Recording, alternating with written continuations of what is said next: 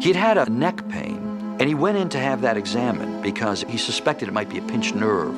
We knew that he was going into the hospital, and we thought it was about an old polo injury he'd had in his neck. And so we asked him if he was worried about it, and he says, "You're darn right I am." When diagnostic tests were done, they discovered that he had lung cancer. Walt was like a father figure to everybody. You just don't think father's ever going to get sick or ever certainly going to die. In between that period of November and December 15th, he kind of summoned his strength and came back to pay that one last visit to the studio. Everybody was kind of perked up. Gee, Walt's feeling better, that's good. I was so grateful and glad to see him. I said, "Gee, it's good to see you, Walt." He said, "Ken, it's sure good to be here." He was very thin and gaunt and grayed. I realized he's much sicker than I imagined. He came into my office and sat down. He just wanted to talk. Matter of fact, in that chair in there, as a matter of fact. And then he walked down the hall and said goodbye. He never said goodbye to anybody in his life. He said, "Well, I'll see you next week," or something. And then he asked to be driven home because he no longer had the energy. Nobody at the studio was aware that Walt was as sick as he was. And that was the last anybody ever saw. Then it wasn't more than another week that we came to work, and about 9:30, I remember it so clearly, Ollie came in with tears in his eyes and he says, "Walt's dead." People dealt with it in their own way. Some were in tears, some just packed up their stuff and went home. Others just sat at their desk silently. All the animators were coming in. Milt and Frank, they were devastated. What are we going to do? I believe that Walt never ever gave it a thought that what if would happen to this wonderful thing if I passed on. I don't think he ever thought of that.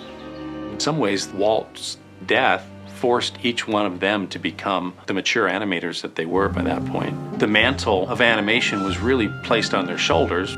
There was an afternoon late in the course of Walt's illness when his end was imminent that he called my dad over to the hospital and explained to him that he wanted my dad to take over as the person who would take the full-length feature animated programs forward at the studio. Willie forged ahead and got the picture going, and everybody was behind him 100%. This was survival as far as I was concerned, and most of the animators were concerned. It was survival to keep this thing going, this thing called Walt Disney Animation. That was a good feeling, knowing that his last film would be completed the way Walt wanted it completed. In February, we ran the picture, and a large group of the studio people were in to see the film. And Hazel George, the nurse, talked to me afterwards. Walt's nurse was very close to Walt because Walt had an injury and he needed massages regularly after a long day and all that, so she usually knew what was going on in Walt's mind. She had this way of talking about Walt. She said, Walt wasn't a man, he was a force of nature. In that last scene where Baloo and Bagheera dance off into the sunset, she says, you know, that's just the way Walt went off. He went off into the sunset. Just like that, and there he's gone. I think that's a way of saying, and life goes on. And I think that's a very nice way of capping Walt's career as well. It's like a coda to his career. It conveys the qualities that he is best remembered for, the personalities of the characters, the warmth of them, the believability of the fantasy. And then that magical thing, a year later, in 1967, almost a year after his death, The Jungle Book was released. A new Disney film. And it was kind of like Walt Disney's time-released posthumous Christmas gift to the kids of the world. It was a big darn deal, and it was very popular. Jungle Book was the first picture to make a lot of money. Everybody was so proud. This picture gave the company confidence in animation, which may have or may not have been wavering at the time. Both Louis Prima and Phil Harris, with all the things that they've done in their careers, they both were quoted as saying, the one thing that gave me immortality would be the Walt Disney picture, Jungle Book. Unfortunately, there wasn't a way for Bill Peet and Walt to mend their ways before Walt passed away. But when Bill Peet wrote his autobiography, some 20 years later, he had a lot of great and kind things to say about Walt. The key to any Disney animated film has to be the heart. In that period of time, in the making of Jungle Book, Walt was driving it home to those guys. This is why we're doing what we do.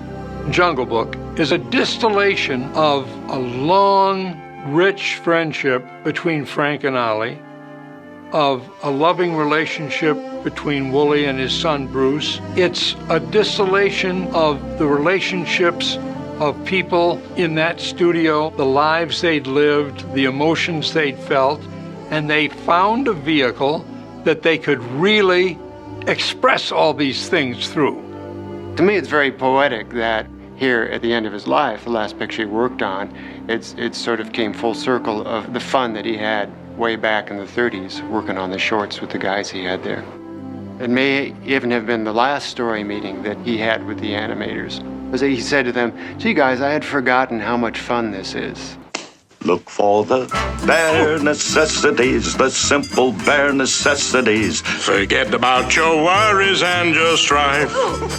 I mean the bare necessities, or Mother Nature's recipes that bring the bare necessities of life. Get 'em, man!